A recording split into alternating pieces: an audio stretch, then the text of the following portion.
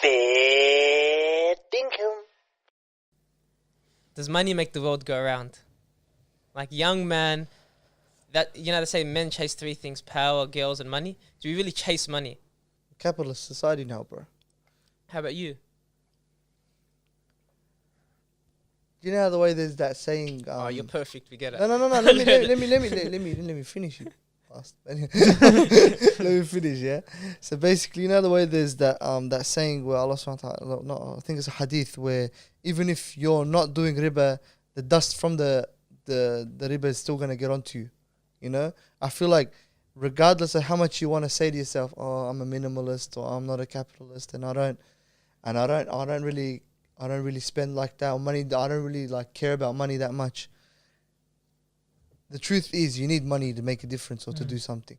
Yeah, and especially in this day and age, bro, money talks. You know, 100%. As much as you like to deny it, yeah, you wanna. Oh, I'm a charitable guy. How you gonna help people without the money?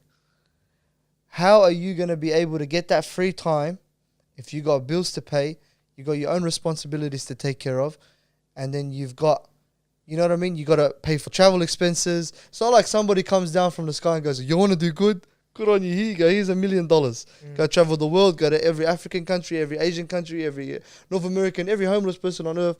Go do your thing. It doesn't work like that.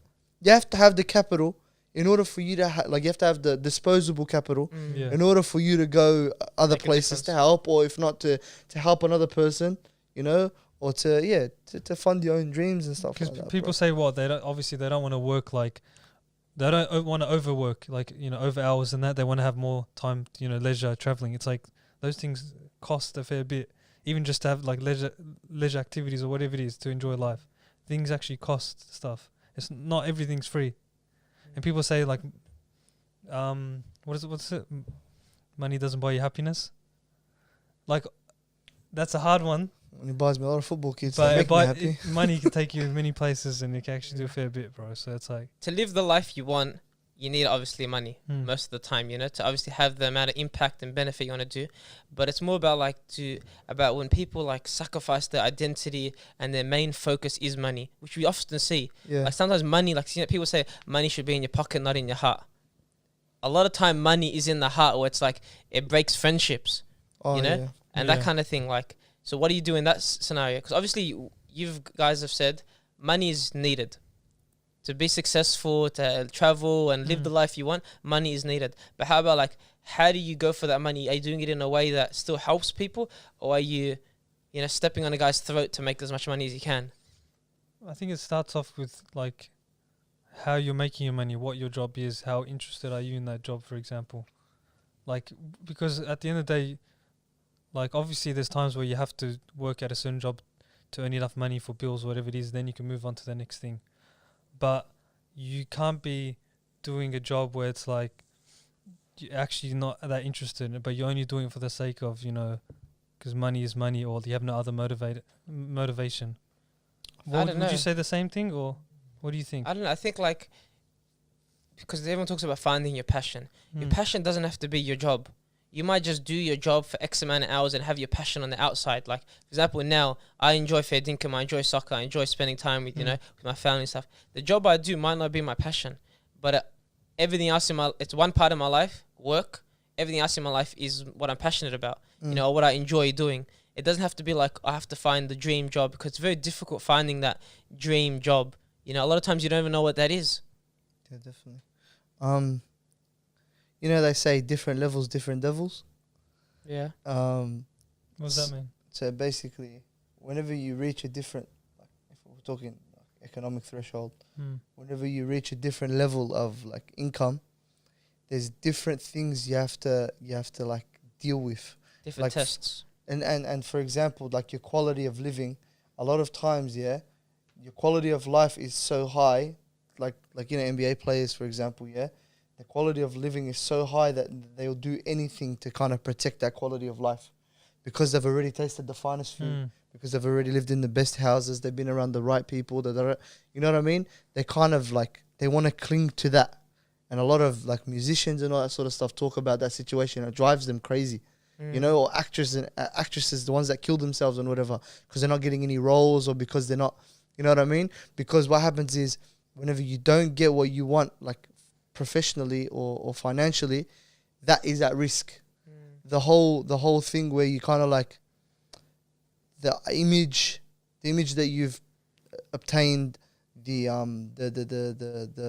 materialistic things that you've obtained in this situation or whatever you've like, the foods you've eaten, the places you've been, that's at risk now, because the money that you've received. So for us, I feel like keeping in mind that this is what's amazing about our deen is the fact that we keep in mind that Allah subhanahu wa ta'ala says, I give, I take away, with anything, and whether or not we want to believe it, especially when we're in the moment, because I haven't really had money like that.